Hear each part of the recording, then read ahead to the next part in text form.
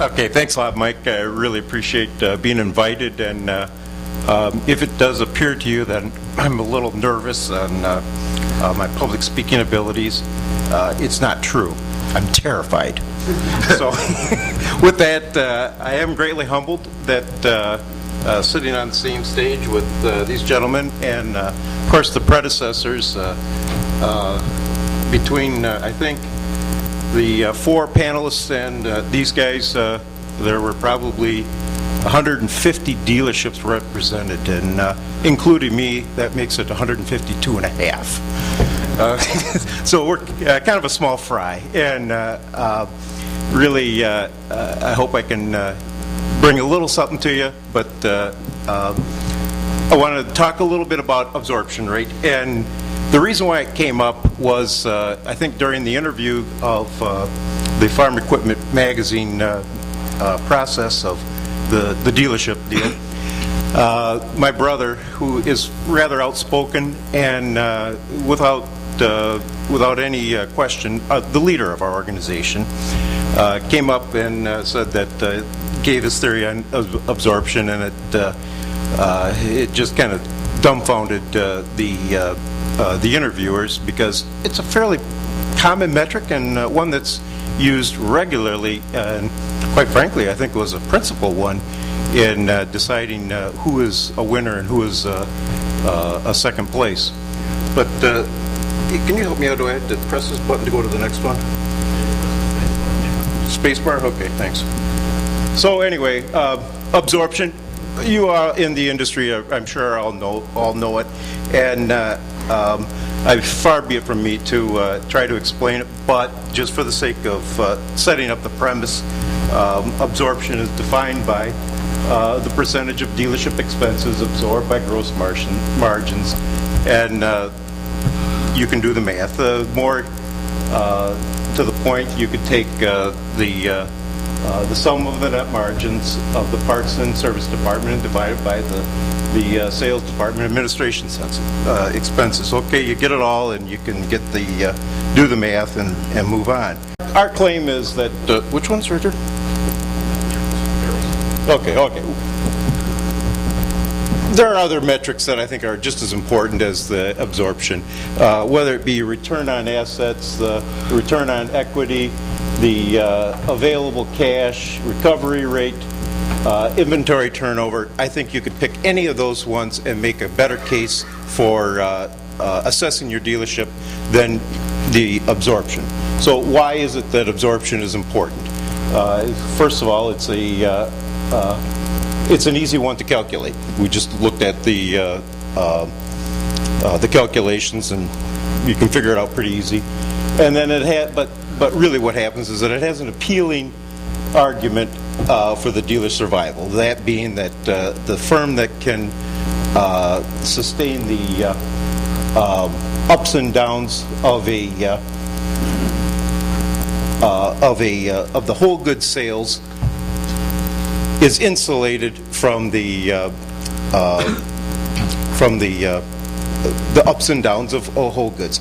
Therefore, the thinking is that you can carry yourself on the parts and service margins. And okay, that's sort of believable, and it makes a little sense intuitively, and therefore the survival of the dealership has a better chance of happening because of the parts and sales in service are constant. Well, that's where the myth begins. I don't believe the fact that parts and service sales are constant. They are not immune to downturns. They have the same problems with being cyclical as whole goods.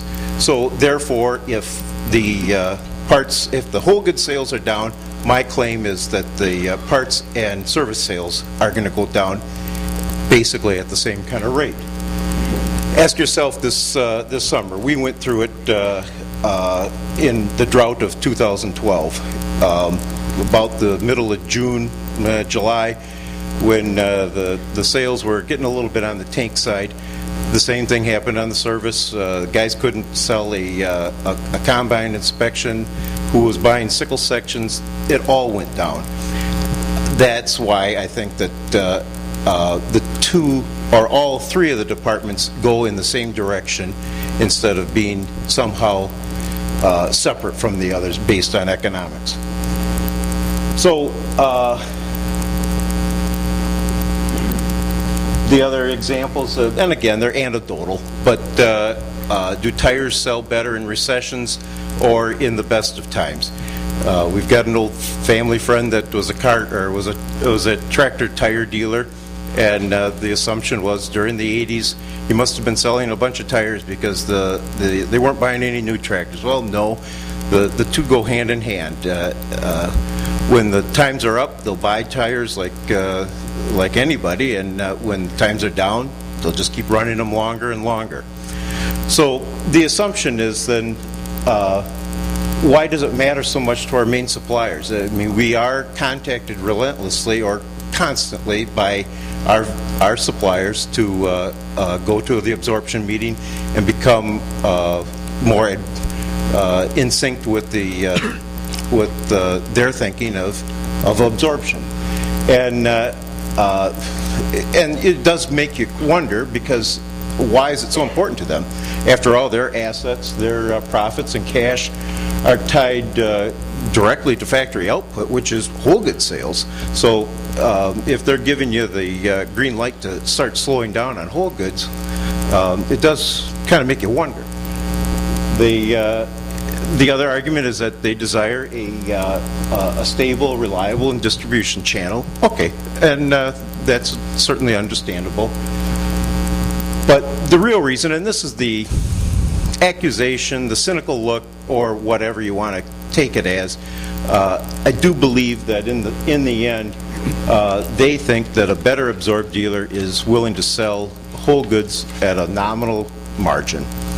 Therefore, when it's time for them to pick up an extra point, move a little bit of iron, who better than to have just somebody that's willing to sell basically for not much margin, only because they are able to sustain themselves on the parts and service aspect. So, oops. The conclusion of this dealer, is that absorption is fine. We're all for it. We like to look at it. We like to measure it.